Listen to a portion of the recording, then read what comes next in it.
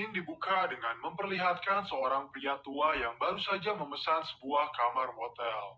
Bersama anjingnya, ia langsung membuka identitas aslinya dengan cara mencabut gigi palsunya, melepaskan wig yang ia kenakan, dan pria tua ini lebih senang ketika ia berada dalam posisi tak memakai pakaian sama sekali.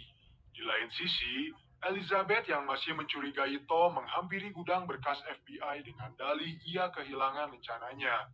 Lalu Elizabeth mencari sebuah berkas dan mencocokkannya dengan hasil balistik yang ia dapatkan. Setelah berhasil menemukan sebuah berkas bernama Angel Station, Elizabeth lantas langsung pergi dari gudang berkas FBI tersebut.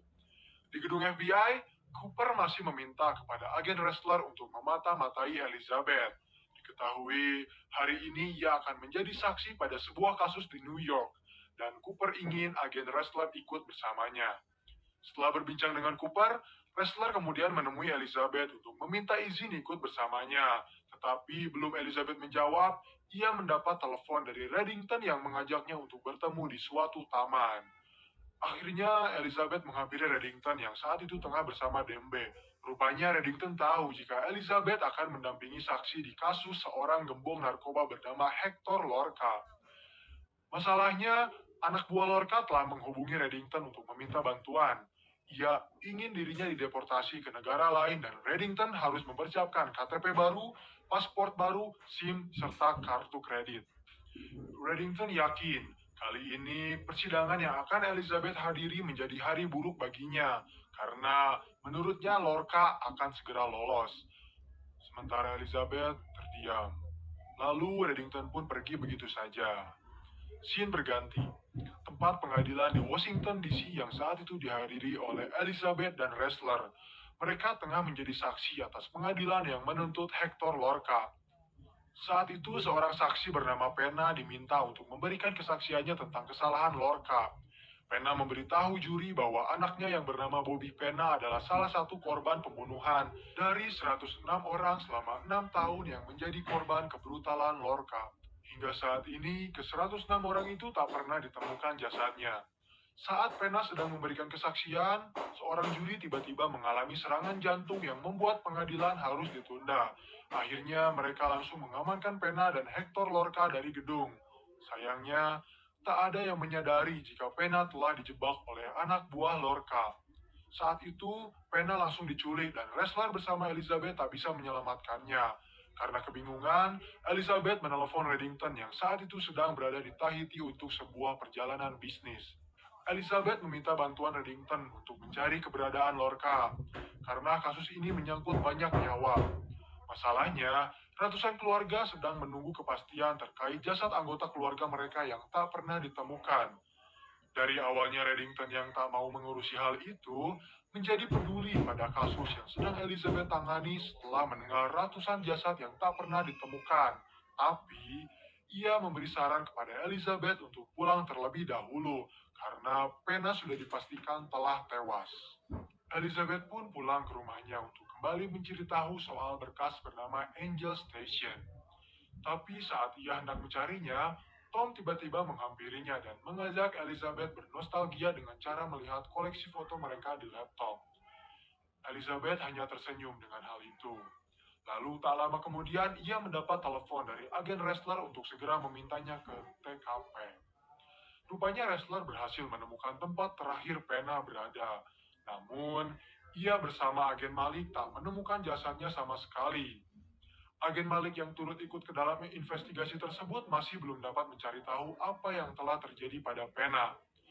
Saat Elizabeth sedang memeriksa TKP, ia ditelepon oleh Reddington yang bertanya sudah sejauh mana ia menemukan buktinya. Elizabeth tak bisa menjawabnya. Lalu Reddington menyuruh Elizabeth untuk memeriksa dinding apakah di sana terdapat bekas selotip. Kemudian ia juga menyuruh Elizabeth untuk memeriksa bak mandi. Ketika Elizabeth menyebut jika ia mencium zat kimia, Reddington langsung menyatakan diri terlibat dalam kasus tersebut karena pelaku dari pembunuhan itu adalah ulah dari si tukang rebus dan mereka membutuhkan tukang ledeng kali ini. Reddington pun menghampiri kantor FBI untuk menjelaskan siapa itu tukang rebus. Ia terkenal sebagai pembersih yang sering disewa oleh sindikat internasional untuk membersihkan kasus mereka. Tukang rebus terkenal akan kewaspadaannya. Bahkan hingga saat ini Reddington tak pernah melihat wajahnya dan masih mencarinya. Karena tak memiliki kontak terhadap si tukang rebus, Reddington meminta Elizabeth untuk menggali informasi pada Lorca. Akhirnya Elizabeth dan agen Malik bernegosiasi bersama Lorca. Mereka akan memberi tempat yang nyaman padanya apabila mereka mau memberikan informasi terkait si tukang rebus. Alih-alih menerima, Lorca justru menolaknya karena ia tak mau kembali berurusan dengan si tukang rebus yang sangat kejam. Ia lebih memilih untuk menetap di penjara. Keesokan harinya, saat Lorca hendak dipindah tempatkan menggunakan helikopter, Elizabeth berusaha membujuknya kembali untuk memberikan informasi tentang si tukang rebus. Namun, tiba-tiba sebuah RPG datang dan meledakkan helikopter. Kemudian, Elizabeth diculik begitu saja. Hal tersebut membuat Reddington cukup kebingungan. Ia langsung memberitahu pihak FBI bahwa dirinya akan mengadakan pertemuan bersama Lorca. Dan ia tak ingin ada pihak FBI yang mengikutinya. Tapi, Restler menolak. Dirinya menyatakan untuk ikut bersama Reddington bertemu dengan Lorca. Reddington sebenarnya setuju, tetapi ia tak mau menjadi penanggung jawab dari nyawa Restler. Lalu, pada tengah malam, mereka pun pergi ke sebuah restoran untuk menyerahkan KTP baru kepada Lorca.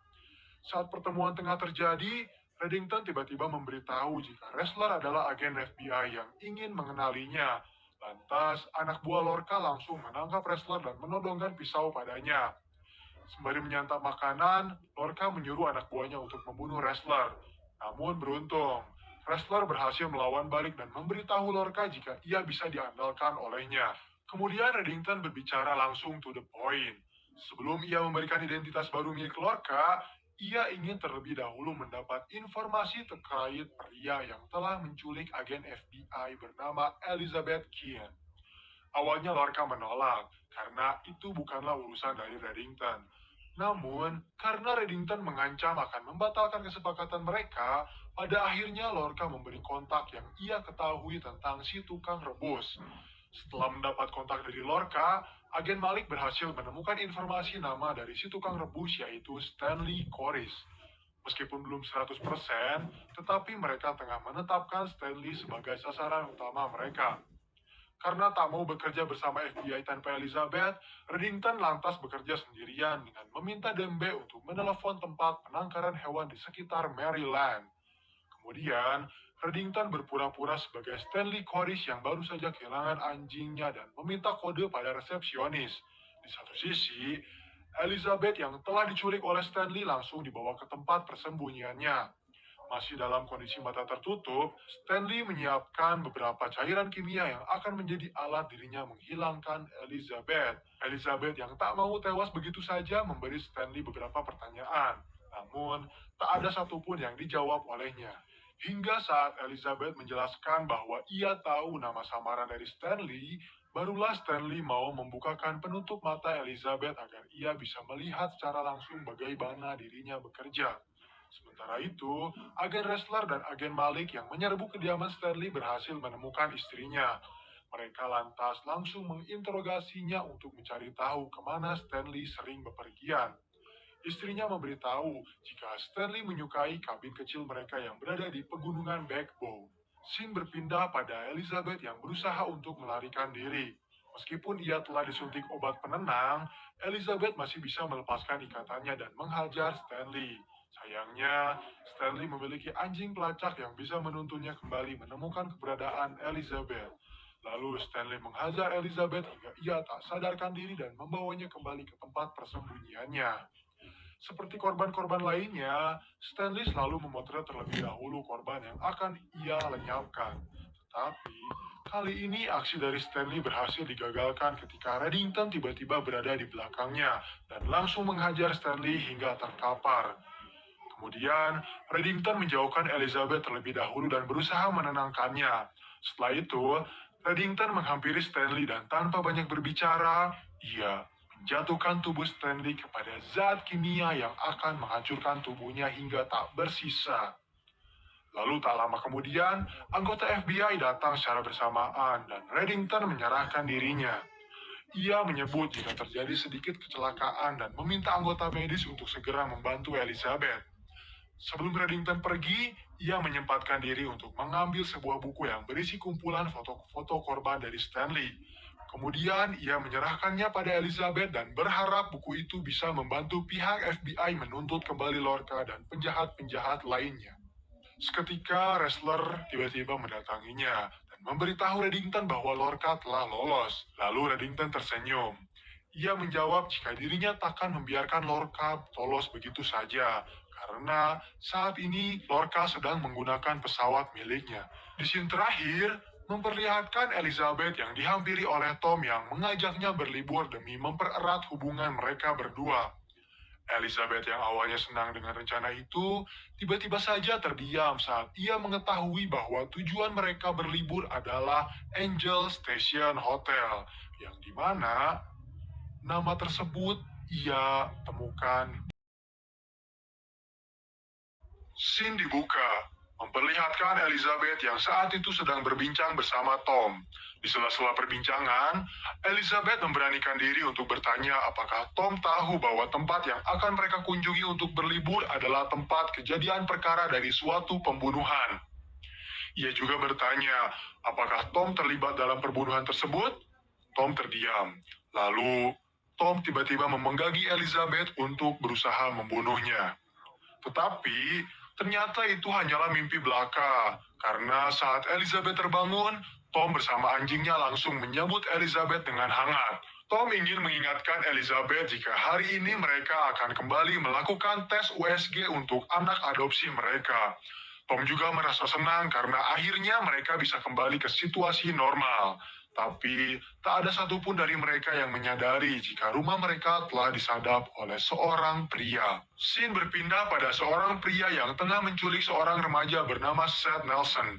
Sembari ketakutan, Seth memberitahu jika pria itu menculik orang yang salah. Ketika penculik itu sedang lengah, Seth tiba-tiba menusuknya menggunakan pisau. Sayang sekali, serangan Seth tak berarti karena penculik itu tak merasakan sakit sama sekali. Akhirnya, Seth dimasukkan ke dalam sebuah peti. Lalu Scene bergerak pada Reddington yang sedang berbincang bersama salah satu pegawainya yang menginformasikan terkait pihak Iran yang berniat mendapatkan paket intel level tertinggi. Yang dipercaya berisi jawaban yang sedang Reddington cari. Reddington menyarankan untuk merampas paket tersebut saja. Tapi, pegawainya menjawab jika situasi sekarang sedang sulit, karena penjual paket tersebut menyewa sang kurir dalam bertransaksi. Kemudian, Reddington berpikir dan ia akan membiarkan FBI mengurusi hal ini. Setelah itu, Reddington lalu menelpon Elizabeth yang sedang berbincang bersama Ressler. Reddington memperkenalkan terlebih dahulu rumah barunya yang ia beli dari seorang penulis terkenal Amerika. Lalu Reddington bertanya, apakah Elizabeth pernah berpikir mengapa para penjahat yang tak saling percaya masih bisa bekerja sama? Elizabeth menjawab, karena mereka menukar kepercayaan dengan ketakutan dan ancaman. Setidaknya, itulah ciri-ciri orang dari daftar blacklist yang kali ini akan pihak FBI tangkap. Pria itu dikenal sebagai sang kurir. Dirinya sangat berpegang teguh kepada prinsip yang ia miliki. Apabila transaksinya dikhianati, ia tak segan untuk membunuh pembeli dan juga penjualnya. Karena merasa sang kurir tak terlalu spesial, Elizabeth ragu jika Cooper akan menetapkannya sebagai buronan. Lalu, Reddington menjawab jika Cooper akan menangkapnya karena kali ini sang kurir akan membawa paket senilai 20 juta dolar. Kebetulan, Reddington mengetahui penerima dari paket yang akan sang kurir antarkan, yaitu seorang mata-mata Iran bernama Hamid Soros, yang akan bertransaksi di pasar tradisional Winston dalam 2 jam 45 menit. Akhirnya Elizabeth dan agen Malik langsung pergi ke pasar tradisional itu. Mereka memata-matai Soros yang telah terlihat sedang mencari keberadaan sang kurir. Sang kurir yang saat itu sedang menyamar menjadi seorang pedagang, tiba-tiba menyadari keberadaan mereka berdua yang membuatnya kabur dan menembak Soros hingga tewas. Setelah itu, sang kurir mengambil mobilnya dan berusaha melarikan diri dari kejaran FBI. Elizabeth yang tak mau membiarkan sang kurir kabur begitu saja, langsung mengajak agen Malik mencuri sebuah mobil. Kemudian, mereka mengejar sang kurir dan Elizabeth menyarankan Malik untuk menabrakkan mobil mereka ke mobil yang sedang dikendarai oleh sang kurir. Hasilnya, terjadilah sebuah kecelakaan. Sang kurir masih kembali berusaha kabur dari kejaran mereka berdua. Saat ia sedang bersembunyi, sang kurir menyembunyikan paket yang seharusnya ia berikan pada Soros di luka yang berada di tubuhnya. Tak lama kemudian, Elizabeth dan Malik berhasil menangkapnya. Mereka berdua tak bisa berpikir ketika sang kurir terlihat biasa saja saat tubuhnya dipenuhi dengan luka dan tangannya patah. Lalu, sang kurir pun langsung dibawa ke ruang interogasi FBI untuk diinterogasi terkait di mana keberadaan paket yang hendak ia kirimkan dan mengapa ia membunuh Soros. Sang kurir terdiam saja. Hal itu membuat Cooper bertanya-tanya apakah mereka menangkap orang yang benar. Reddington menjawab jika ia telah menyelesaikan tugasnya dengan memberi nama dari daftar blacklist yang ia miliki. Lalu Elizabeth memberitahu bahwa sang kurir terlihat biasa saja saat tubuhnya dipenuhi dengan luka yang entah dari mana ia dapatkan. Ia bertanya kepada Reddington apakah ia mengetahui hal tersebut. Reddington merasa kasus ini semakin menarik. Ia penasaran apakah cerita yang ia dengar terkait sang kurir benar adanya. Kemudian, Reddington menyarankan Cooper untuk memanggil dokter. Setelah diperiksa cukup lama, dokter menyatakan bahwa sang kurir mengalami anhidrosis kongenital, di mana tubuhnya tak bisa merespon rasa sakit apapun, termasuk luka luar. Hal itulah yang menyebabkan responnya biasa saja saat tulang lengannya patah. Akhirnya Cooper meminta kepada dokter untuk membuka setiap luka yang berada di dalam tubuh sang kurir. Setelah luka dibuka, ternyata dokter menemukan sebuah file di dalamnya. Lantas, pihak FBI langsung membuka file tersebut yang membawa mereka kepada bukti-bukti penculikan terhadap seorang remaja bernama Seth Nelson. Pihak FBI langsung meminta bantuan kepada CIA untuk mengkonfirmasi hal tersebut. Rupanya, Seth Nelson adalah salah satu analis NSA terbaik. Ia masuk ke dalam daftar 1 dari 3 orang yang bisa mengubah protokol keamanan dan perangkat lunak. Apabila Seth bekerja pada pemerintah asing atau swasta kriminal, maka hal itu akan menjadi malapetaka bagi negara. Kini, mereka harus mengejar waktu selama 20 jam sebelum Seth tewas setelah oksigen yang sang kurir sengaja pasang perlahan akan habis. Kemudian Elizabeth kembali membujuk Reddington untuk memberitahu alamat tempat persembunyian dari sang kurir. Awalnya Reddington mencoba untuk menjual mahal dengan cara ia membutuhkan imbalan. Lalu, Reddington meminta Elizabeth memberitahunya apa yang telah ia temukan tentang Tom. Elizabeth pun dengan terpaksa menceritakan jika senjata yang ia temukan di kotak rahasia milik Tom terhubung dengan sebuah pembunuhan. Ia masih tak bisa mengetahui informasi itu secara jelas, namun yang pasti korbannya adalah seorang turis rahasia. Karena Elizabeth telah berkata jujur padanya, Reddington langsung memberitahu bahwa beberapa tahun yang lalu, anak buahnya pernah berusaha menangkap sang kurir di sarang opium Kairo. Namun, anak buahnya terbunuh oleh sang kurir, dan apabila sang kurir masih memiliki hubungan dengan opium, maka ia bisa membantunya. Pada akhirnya, pihak FBI berhasil mendapatkan alamat tempat persembunyian sang kurir. Di dalam sana, Elizabeth menemukan sebuah foto dari 2 anak pria. Setelah berhasil menemukan beberapa bukti, mereka langsung kembali ke ruang interogasi untuk mengancam sang kurir. Dokter yang menanganinya memberitahu Cooper bahwa mereka menemukan 5 benda asing di dalam tubuhnya. Beberapa barang terlihat seperti kepingan kunci. Lalu, Elizabeth datang dan mengancam sang kurir karena ia kini telah mengetahui nama aslinya, yaitu Tommy. Rupanya Tommy memiliki seorang adik yang juga sedang berada di penjara. Pihak FBI pun langsung mengeluarkan adik dari Tommy untuk diwawancarai. FBI ingin adiknya menceritakan pekerjaan dari kakaknya. Adik Tommy menjawab, jika saat mereka kecil, Tommy sering disiksa oleh ayahnya. Dan pada umur 11 tahun, ayah mereka mengadakan sebuah pertarungan. Namun, bukan sesama manusia, melainkan Tommy melawan seekor anjing. Perlahan, tubuh Tommy mulai rusak dan hingga saat ini ia tak bisa merasakan rasa sakit lagi. Setelah itu, pihak FBI kembali berkumpul untuk membahas profil dari Tommy. Saat sedang membahas profil dari Tommy, Elizabeth tiba-tiba mendapat telepon dari Tom yang mengajaknya untuk berbicara secara serius. Tetapi, karena Elizabeth sedang mengurus misi yang lebih serius, ia meminta maaf kepada Tom karena ia tak bisa membahasnya saat ini. Padahal, saat itu Tom telah menemukan kotaknya menghilang di tempat persembunyian. Kembali ke kantor FBI, diketahui Tommy telah cukup lama mengawasi penjual dan pembelinya. Mereka menemukan penjual dari Shed yang bernama Lawrence Zambo. Reddington menjelaskan jika Lawrence adalah mantan agen Intel Prancis yang kaya karena menjual rahasia ke berbagai pihak. Ia memberikan saran untuk membiarkan dirinya berbicara pada Lawrence untuk menggali informasi terkait Seth Nelson. Karena diketahui, Tommy dan Lawrence belum pernah bertemu sama sekali. Tetapi pihak FBI menolaknya karena terakhir kali Reddington beraksi, 3 orang tewas diakibatkan olehnya.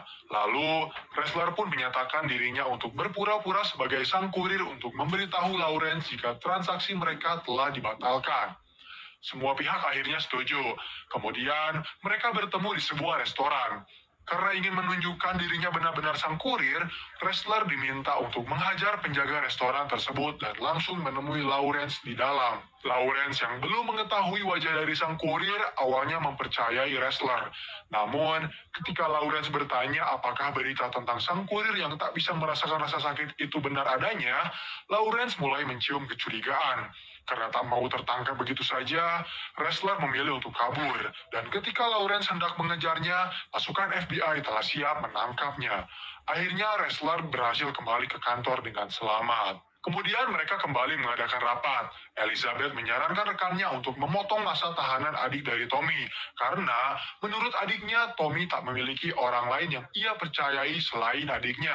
Maka dari itu, apabila mereka memotong masa tahanan adiknya, bisa saja Tommy memberitahu keberadaan dari Seth. Namun, semua itu dipatahkan oleh Reddington. Ia menyuarakan pendapatnya dan menyarankan kepada pihak FBI untuk membebaskan Lawrence karena ia bisa membuatnya bersuara. Awalnya pendapat tersebut ditolak karena Cooper tak mau membebaskan Intel Prancis itu. Tetapi karena Reddington meyakinkannya bahwa mereka tak memiliki pilihan lain, akhirnya mereka pun setuju untuk membebaskan Lawrence. Scene berganti. Tommy yang saat itu hendak dipindahkan tiba-tiba saja memuntahkan sebuah kunci yang membuatnya bisa membuka borgol lalu kabur dan keluar dari mobil. Sementara itu, Lawrence yang telah bebas langsung dihampiri oleh Reddington. Ia menjelaskan jika Lawrence akan segera tewas apabila sang kurir mengetahui bahwa ia telah mengkhianatinya. Karena setelah Sorus tewas, maka sang kurir akan menargetkan Lawrence. Lawrence tak peduli dengan hal itu, karena paket yang akan sang kurir kirimkan bernilai 20 juta dolar. Reddington menjawab jika 20 juta dolar itu akan segera tewas apabila Lawrence tak memberitahunya keberadaan dari Seth. Lalu Reddington memberikan penawaran. Ia akan membantu Lawrence kabur menggunakan jet pribadi miliknya agar ia terhindar dari kejaran sang kurir. Karena ketakutan, Lawrence setuju dengan tawaran yang Reddington berikan. Dan dalam sekejap, pihak FBI berhasil menemukan keberadaan Tommy dan juga keberadaan dari Seth. Saat itu, Tommy ditemukan tewas setelah berusaha melawan pihak FBI. Sementara Reddington, Elizabeth dan yang lainnya berhasil menemukan keberadaan Seth yang dimasukkan ke dalam salah satu kulkas di tempat pembuangan. Beruntung, pihak FBI berhasil menyelamatkan nyawa dari Seth Nelson setelah memberinya nafas buatan. Tak lama kemudian, Seth kembali bernafas dan langsung dibawa ke rumah sakit. Lalu scene berganti. Saat itu Elizabeth menerima sebuah paket misterius. Isi dari paket tersebut rupanya adalah sebuah surat resmi yang menyatakan bahwa Tom terlibat dalam suatu pembunuhan di Hotel Angel Station. Melihat surat itu membuat Elizabeth tak menyangka bahwa mimpinya telah menjadi kenyataan. Lalu, ia menghampiri Reddington dan terdiam begitu saja di hadapannya. Tetapi, dengan keberanian yang Elizabeth miliki, ia memutuskan untuk menghampiri Tom yang telah menunggu kedatangan Elizabeth. Scene dibuka, memperlihatkan 2 orang penjahat yang sedang menguji sebuah bom dengan bentuk mobil yang akan digunakan dalam misi kali ini. Setelah itu, scene bergerak memperlihatkan perdebatan antara Tom dengan Elizabeth perihal kotak berisi paspor, uang, serta senjata yang sama sekali Tom tak ketahui. Meskipun Elizabeth menuduhnya dengan berbagai macam bukti yang telah ia perlihatkan berupa peluru pistol yang telah membunuh seorang agen rahasia, hingga paspor dengan wajah Tom dan identitas yang berbeda-beda, tetap saja Tom mengelaknya. Ia justru bertanya-tanya kepada Elizabeth mengapa ada wajah dirinya di dalam paspor tersebut. Demi membuktikan dirinya tak bersalah, Tom menyuruh Elizabeth untuk menelepon FBI agar memeriksanya. Karena merasa tertantang, Elizabeth pun langsung menelepon pihak FBI untuk meminta mereka membawa suaminya. Ternyata, puluhan agen langsung diturunkan untuk menggiring Tom ke kantor FBI. Namun, ketika Tom dibawa, ia terkejut karena dirinya bukanlah dibawa ke kantor FBI, melainkan ke lokasi hitam. Lalu ia diurusi oleh agen Malik, sementara Elizabeth dipanggil oleh Cooper. Awalnya Cooper ingin menceritakan awal mula kecurigaan itu terjadi. Elizabeth menceritakan semuanya yang membuat benang merah antara kecurigaan Cooper kepada Reddington menjadi tersambung. Setelah itu, Cooper membebas tugaskan Elizabeth terlebih dahulu hingga investigasi kepada suaminya selesai.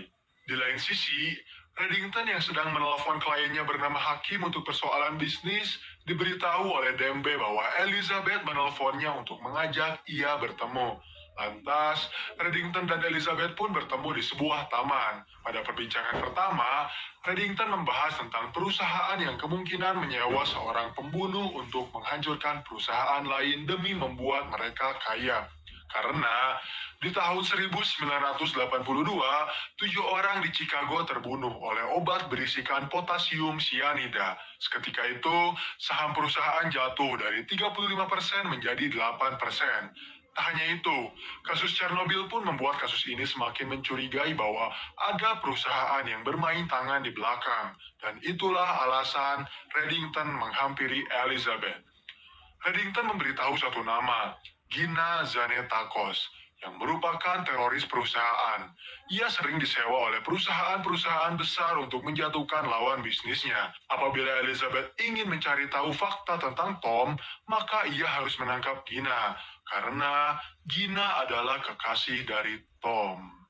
Di ruang interogasi, agen Malik meminta Tom untuk menceritakan apa yang terjadi saat pembunuhan terhadap agen Rusia itu.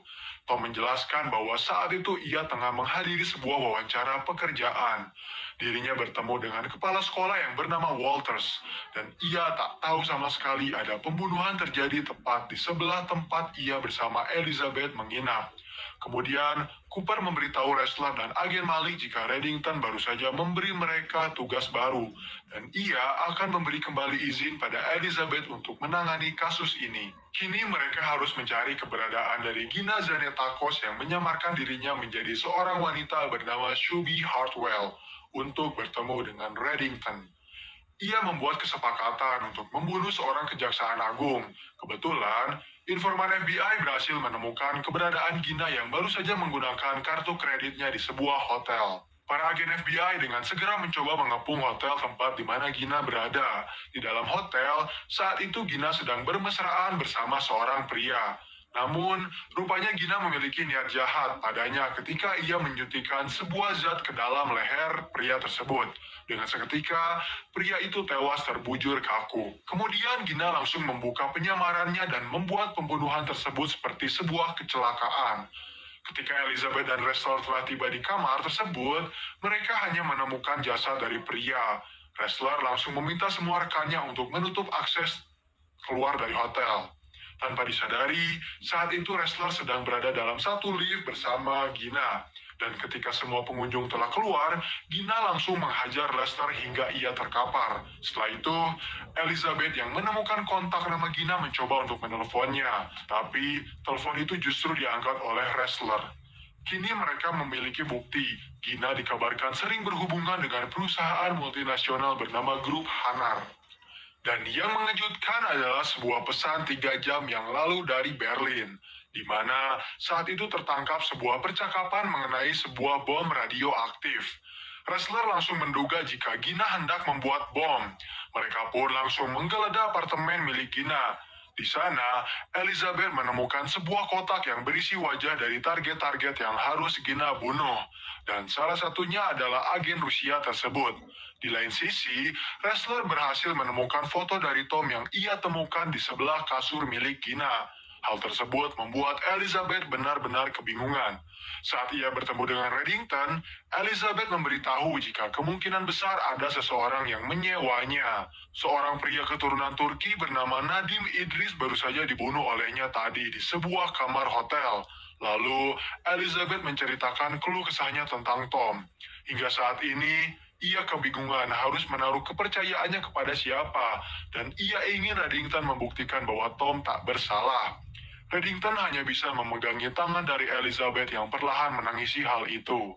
Kemudian, mereka langsung kembali berkumpul untuk membahas tentang temuan dari para agen FBI di apartemen Gina. Karena khawatir Elizabeth akan menyembunyikan sesuatu, Cooper ingin Elizabeth kembali dibebas tugaskan. Lalu, ia memberitahu jika Interpol baru saja memberi kabar dan berkata bahwa bukti uang yang mereka temukan itu terkait dengan seorang pria bernama Maxwell Rudiger, ahli bom yang beroperasi di luar Eropa. Lantas, Elizabeth langsung menghampiri Reddington untuk meminta bantuannya. Elizabeth meminta kepada Reddington untuk membantu FBI mencari tahu keberadaan dari Maxwell Rudiger.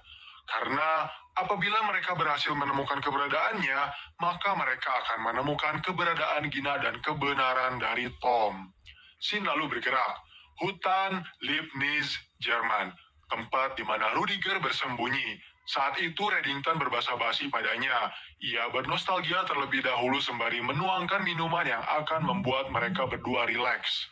Lalu, setelah itu, Reddington mulai meminta bantuan kepada Rudiger untuk membantunya menemukan keberadaan Gina serta bom yang ia ciptakan. Awalnya Rudiger tak mau, karena ia takkan mengkhianati Gina sama seperti ia yang takkan mengkhianati Reddington. Namun saat Reddington memberitahu bahwa ia sedang menjalankan negosiasi di area Suriah, dan ia mempertimbangkan untuk memberi satu tempat yang nyaman untuknya, barulah Rudiger mau bekerja sama. Ia memberitahu jika bom yang ia ciptakan adalah berbentuk sebuah mobil.